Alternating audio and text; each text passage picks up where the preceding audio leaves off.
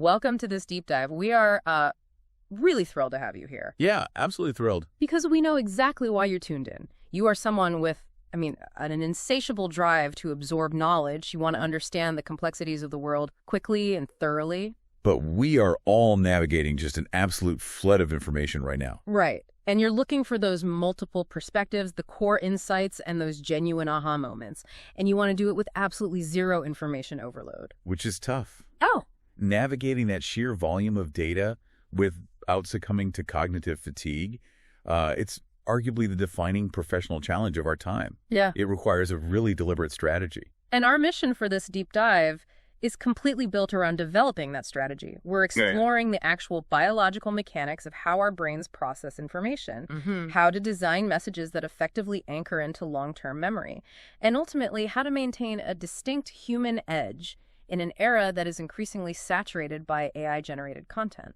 To map all this out, we've pulled together a highly interconnected stack of sources for you. We're analyzing foundational academic papers on cognitive load theory and effective instructional message design. We also have practical frameworks from researchers on deploying visual metaphors. Right, and industry insights from Storytech regarding AI content generation, a really brilliant CIO article breaking down the mechanics of emotional intelligence. And finally, academic research on the interactive methods used to teach media ethics. It is a really great stack today. It really is. Okay, let's unpack this. Starting with the literal machinery inside our heads, because if we want to understand how to communicate effectively, we have to look closely at the brain's ultimate bottleneck, working memory. Exactly. To get information to stick, to move it from a fleeting thought in your working memory into permanent long-term storage, your brain has to actively construct organizational structures, which the literature calls schemas. And to truly grasp that journey, we have to examine Alan Baddeley's model of working memory. Baddeley's model. Baddeley's model is crucial here because it proves working memory isn't just a single, undifferentiated bucket, where information simply overflows when it gets too full. It's not just one cup filling up with water. No, not at all. No. It is a multi-channel system with highly specialized components. At the center of it all, you have the central executive. This is the processing core. The cognitive director, allocating your attention and managing the encoding of new information across the other systems. The central executive coordinates a series of specialized support subsystems, and the first one detailed in the research is the phonological loop, right, which temporarily stores auditory and verbal information. What's fascinating here is how incredibly vulnerable this specific loop is to cross-channel interference. It can only hold a few seconds of audio at a time. Oh, wow. Yeah. So if there is background noise, a repetitive ambient sound, or even a distracting piece of background music with lyrics, it can completely jam the phonological loop. Even if you're trying to read, right? Yeah, exactly. It severely degrades your ability to process written text because reading actually utilizes that same verbal processing channel. But wait, if the phonological loop is so easily jammed by background noise, how are people successfully listening to complex educational audio while, say, navigating traffic or working in an open-plan office? It comes down to whether the competing tasks draw from the same cognitive channel. Okay. Driving a familiar route is largely an automatic visuospatial task. It doesn't heavily tax the verbal channel, so that allows you to listen to audio. That makes sense. However, trying to draft a complex email while listening to a meeting absolutely destroys comprehension. Both of those tasks are fighting for dominance within the phonological loop. And this brings us to the second subsystem, the visuospatial sketchpad. This holds images and spatial awareness in your mind. And just like auditory distractions, unnecessary visual clutter can overwhelm this sketchpad. There is a really fascinating observation in the literature about why people instinctively close their eyes when trying to recall a complex memory. I do that all the time. Most people do. Doing so literally shuts off the incoming visual data stream. It eliminates visual interference and frees up the sketchpad's processing power to retrieve the memory. I had never considered the biological mechanism behind closing your eyes to think. It's essentially a manual reboot of the visuospatial sketchpad. That's a great way to put it. And bridging these systems together, we have the episodic buffer. The master integrator. Yes, the episodic buffer acts as the master integrator. It takes the verbal data from the phonological loop and the imagery from the visual spatial sketchpad, combines them with a sense of time and chronology, and weaves them together into a coherent, multidimensional memory episode. So this buffer is the vital bridge between immediate temporary processing and permanent long-term memory. Exactly. But we have this incredible multi-part system, and yet it operates under incredibly strict capacity limits. Very strict. The literature frequently points back to the famous 1956 paper by George Miller. He coined the concept of the magic number 7 plus or minus 2, suggesting our working memory can hold about 7 items at once. Yet, reading further into the sources, researcher Nelson Cowan later adjusted that capacity limit way down, closer to just 4 items. The discrepancy between Miller's 7 and Cowan's 4 reveals a vital concept about how we organize data. It is the difference between isolated bits of information and organized chunks. Bits versus chunks. A bit is a single, disconnected variable, like a random number. A chunk is a group of bits tied together by a meaningful concept or pattern. Okay. You might be able to hold 7 chunks in your memory, but the brain requires a massive amount of its processing capacity just to identify the pattern and form those chunks in the first place. So when dealing with complex, novel learning scenarios, Cowan found that the actual limit of discrete, unchunked items we can process simultaneously without dropping data is closer to 4. Just 4. Which transitions us perfectly into John Sweller's cognitive load theory. If the central executive only has room for about 4 novel items, every ounce of cognitive effort demanded by a message has to be fiercely protected. Yes. Sweller categorized this mental effort into 3 distinct types of cognitive load. The first is intrinsic load. The inherent complexity. Right, the inherent unavoidable complexity of the information itself. For example, memorizing a single vocabulary word has a low intrinsic load. The concept is isolated. But trying to learn the interacting rules of syntax for a new language. That has a high intrinsic load. The elements constantly rely on and change each other to make sense. You generally cannot alter the intrinsic load without simply diluting or dumbing down the core subject matter. Which brings us to the second type. And this is where communicators and designers have the most control. Extraneous load. Extraneous load is essentially cognitive friction. It's any mental effort required by the format or delivery that distracts from the actual learning process. Like the classic example in instructional design, attempting to teach basic geometric principles using highly complex, convoluted algebraic formulas is the example. Exactly. The algebra doesn't illuminate the geometry. It acts as a parasitic drain on the learner's processing capacity. It leaves no room for the intended lesson. And the third type is germane load, which sounds like an added burden, but the research highlights it as the highly productive effort of learning. Germane load is the mental heavy lifting required to actually build those schemas we discussed earlier. It is the effort of connecting new information to existing knowledge. So providing a learner with a well-designed, step-by-step worked example encourages germane load.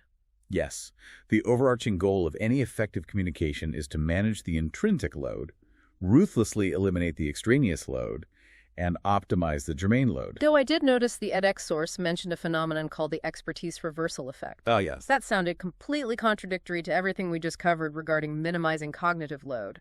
How can reducing mental effort actually hurt an expert?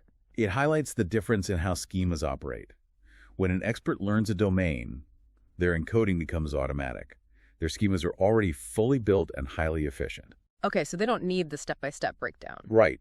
If you force an expert to step slowly through a heavily scaffolded tutorial designed to reduce extraneous load for a novice, it actually disrupts and frustrates their automatic processing. Wow.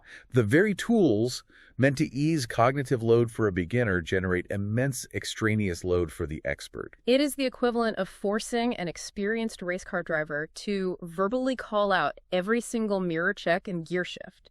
It completely derails their flow state. Exactly. So how do we actively apply this biology to actual message design? We have to focus entirely on the objective features of our messages. The Asian Communication Research paper emphasizes a critical distinction here. Communicators must manipulate objective, measurable features, things like formatting, spatial layout, and structural pacing. We cannot rely on designing subjective features. That makes perfect sense. You can't simply instruct a designer to make the argument feel strong. Strength is subjective. Right. An argument that feels structurally sound to an engineer might feel incredibly dry and unpersuasive to a creative director. Precisely. You cannot code a subjective reaction into a message, but you can code the format. The research relies heavily on integration theories like the elaboration likelihood model, or ELM, combined with the limited capacity model. The ELM dictates whether an audience is processing your message deeply and logically. The central route. Right, the central route. Or if they are just reacting superficially to heuristics like the speaker's tone, which is the peripheral route. And the limited capacity model reminds us that if the format is too complex, the brain maxes out and automatically defaults to that superficial peripheral route. The formatting physically dictates the depth of processing. Here's where it gets really interesting. The 8X source details highly specific formatting effects that either trigger or resolve that cognitive overload. The first is the split attention effect. This is a big one. Imagine reading a technical report. There is a complex data chart on page 1, but the text explaining the variable is on page 2. You are forcing the reader's eyes and working memory to constantly toggle back and forth between the two sources. You're splitting their attention and bleeding processing power. Exactly. The objective fix is to physically integrate the explanatory text directly inside the chart. Another massive structural failure is the redundancy effect. This is perhaps the most common error in corporate communication. Wait, is this referring to when a presenter puts a dense paragraph of text on a slide and then reads it out loud verbatim? Yes. Are they actively sabotaging the audience's working memory? They are actively sabotaging it, yes. By presenting identical text and audio simultaneously, you force the audience's brain to engage in a continuous, useless verification task. So they aren't even listening to the meaning anymore. No. The brain wastes immense germane load constantly checking if the auditory input perfectly matches the visual input. You aren't reinforcing the memory, you are paralyzing the processing channels. The solution provided for this is the modality effect. You want to utilize both the visuospatial sketchpad and the phonological loop efficiently without creating competition. Exactly. Instead of text on a screen while you talk, you display an explanatory animation or a clean infographic, and you use your voice to narrate the context. You are feeding complementary data into both the visual channel and the auditory channel simultaneously. If we connect this to the bigger picture, formatting goes far beyond where you place text on a screen. It is fundamentally about how you frame abstract concepts. This introduces researcher Angel Reyes' fascinating work on visual metaphors. Abstract concepts are notoriously difficult to encode, right? Because they float in a cognitive vacuum. They have no existing schemas to attach to. Visual metaphors act as structural anchors. They provide the audience with a highly familiar framework onto which they can seamlessly map the new abstract knowledge.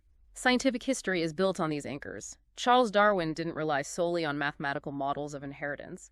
He gave the public the tree of life. And Watson and Crick visualized the invisible structure of DNA as ladders and spirals. Reyes categorizes these metaphors into 4 distinct, highly usable buckets. The first category is everyday objects. This is using the concept of a funnel to explain a highly complex sales qualification process, or a filter to explain data sorting. The second category is architecture. This involves mapping abstract arguments onto physical structures, like discussing the foundational assumptions of a theory or the supporting pillars of an economic policy. Then third, you have journeys. This frames a prolonged corporate integration or a software development cycle as a physical path, complete with milestones, roadblocks, and a final destination. And the fourth category is nature. This is framing a highly interactive, dynamic financial market as a biological ecosystem, or describing early-stage investments as planting seeds. The crucial design tip from Reyes is to be absolutely explicit with the metaphor. State it clearly. Say, think of the peer review process like a filtration system. And above all, you must ensure structural similarity. Structural similarity is the deciding factor between a metaphor that illuminates and one that confuses. The physical mechanics of the metaphor must map directly to the conceptual mechanics of your idea. If an ecosystem doesn't actually function like your financial market, the metaphor collapses under scrutiny. But when the mapping is perfect, the metaphor feels inevitable. So what does this all mean when we bring artificial intelligence into the communication ecosystem? Visual metaphors rely deeply on shared human intuition and cultural context. But an AI model doesn't have a childhood or cultural intuition or lived experience. How does it fit into this message design architecture? It forces us to clearly define the boundary between algorithmic processing and human cognition. The StoryText source draws this line effectively. AI is currently unmatched in massive pattern recognition, rapid generation, and sheer scale. If a company needs a highly consistent, high-volume, localized marketing campaign translated into 20 languages overnight, AI is the absolute ideal tool. Which shifts the human role entirely. Humans excel at emotional resonance, sensing shifting cultural undercurrents and generating true original thought leadership. Right. An AI synthesizes and recombines the past based on its training data. Humans have the capacity to envision an entirely unprecedented future. Therefore, the most effective workflow highlighted in the literature isn't wholesale replacement. It is a hybrid architecture. AI-assisted human drafting. Yes, where the AI processes the raw data, summarizes the research, and generates the baseline draft, liberating the human to elevate the strategic narrative. Or human-guided AI production, where the human sets the highly nuanced creative constraints and the AI handles the scaling. The source summarizes this perfectly. Automation can radically assist production, but it fundamentally lacks the capacity for a unique, lived vision. That unique vision is inextricably linked to human emotional intelligence.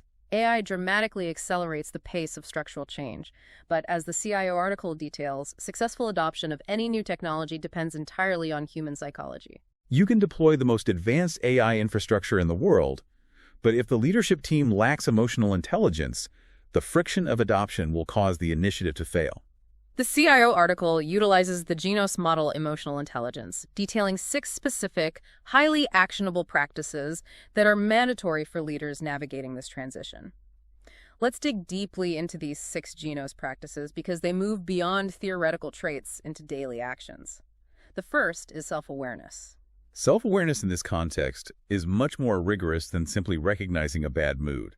It involves actively utilizing what organizational psychologist Chris Argyris called the ladder of inference. The ladder of inference. Imagine an executive rolling out a new AI workflow. They notice a key employee is reverting to the old manual process. It is incredibly easy to jump straight up the ladder of inference, assume the employee is lazy or stubbornly resistant to change, and send a reprimanding email. But true self-awareness means forcing yourself back down that ladder to interrogate the raw data. Exactly. Is it possible the new interface is causing severe extraneous cognitive load? You must actively check your own assumptions before projecting them onto the team. The second practice is awareness of others, which translates to profound active listening. It is the discipline of sometimes remaining completely silent, suppressing the urge to instantly offer a technical solution, and simply absorbing the operational undercurrents and unstated concerns of your team. The third practice is authenticity. Authenticity is often misunderstood as blunt, unfiltered honesty. Within the Genos framework, it is defined as constructive courage. Constructive courage. It is the willingness to initiate a difficult, highly respectful conversation about a failing process rather than settling for artificial harmony, where a team collectively smiles through a meeting while silently acknowledging a project is doomed. The fourth practice is emotional reasoning. This is a critical paradigm shift. Emotional reasoning demands that we treat human emotion as hard, actionable data, not as a distraction from the real work. If an entire department is displaying overwhelming frustration during an AI rollout, that emotion is vital diagnostic data about the workflow's viability. If leadership ignores the emotional data in the room, they are flying blind into an operational failure. The fifth practice is self-management. The sheer velocity of modern communication requires deliberate cognitive maintenance. This means institutionalizing micropauses. Taking 2 deliberate minutes to reset between back-to-back virtual meetings. Exactly. So you aren't carrying the residual stress and cognitive debt of the previous hour into your next strategic decision. And the final practice is inspiring performance. This shifts the metric of recognition. It means valuing and rewarding people not solely for the final deliverable they produce, but for the resilience, adaptability, and collaborative friction they managed while producing it. The CIO article frames the technology beautifully here, suggesting AI should be viewed as an exoskeleton for the mind and heart. Exoskeleton for the mind and heart. It's a great metaphor. It really is. It has the potential to massively amplify our capabilities. But it carries a profound structural warning. The code inevitably reflects the consciousness and the blind spots of its developers. Programming is inherently a series of human choices. If we deploy these scaling tools without a foundation of deep emotional intelligence, We mathematically guarantee the scaling of our unconscious blind spots and systemic flaws at the speed of light. The human element is the only mechanism that ensures these systems elevate our operational capacity rather than degrade it. This raises an important question. With all of these incredibly potent mechanisms at our disposal, the biological hacks to bypass cognitive load, the psychological anchoring of visual metaphors, and the unprecedented velocity of algorithmic scaling, how do we ensure we navigate this information architecture responsibly?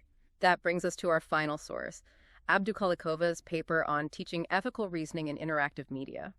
This isn't about lecturing on morality. It is about developing a rigorous framework for evaluating the intent, the systemic impact, and the potential harm embedded in the media we consume and the messages we design. The paper outlines 4 specific interactive methodologies used to build this critical reasoning muscle. The first is case-based discussions. Rather than debating philosophy in the abstract, you force a team to analyze a tangible historical scenario.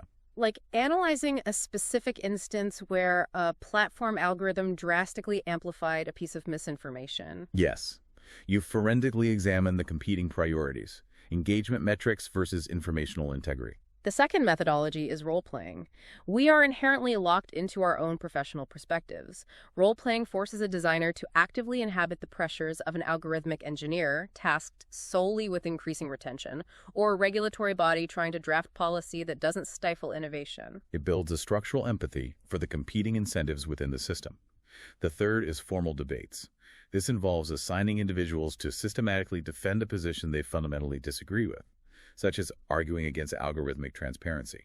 By having to construct the opposing argument, you map the true complexities and trade-offs of the system much more accurately than if you simply dismissed it.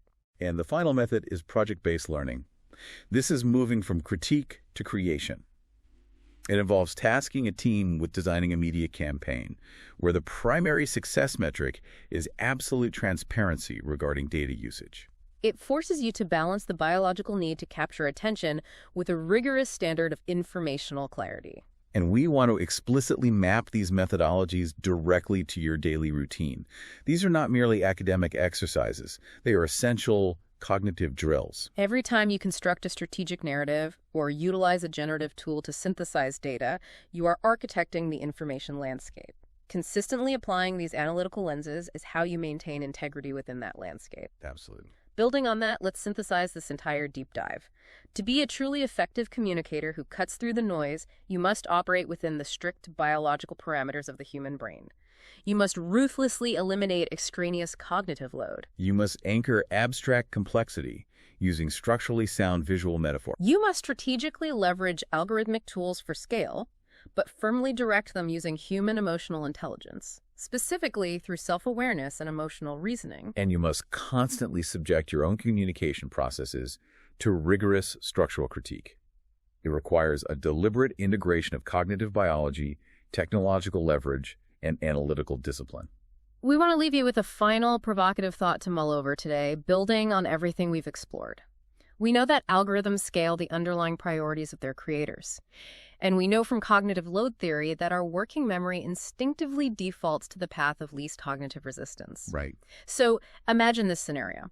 If the communication platforms and generative AI tools you rely on every single day were suddenly forced by design to explicitly display the raw emotional data they have mapped on you, alongside the exact objective message features they are manipulating purely to exploit your specific cognitive load limits, how would seeing the internal machinery of that manipulation exposed fundamentally change how you process information and what you choose to believe tomorrow? That is a profound structural question worth exploring. Thank you for joining us on this deep dive. Stay curious, stay analytical, and we will catch you next time.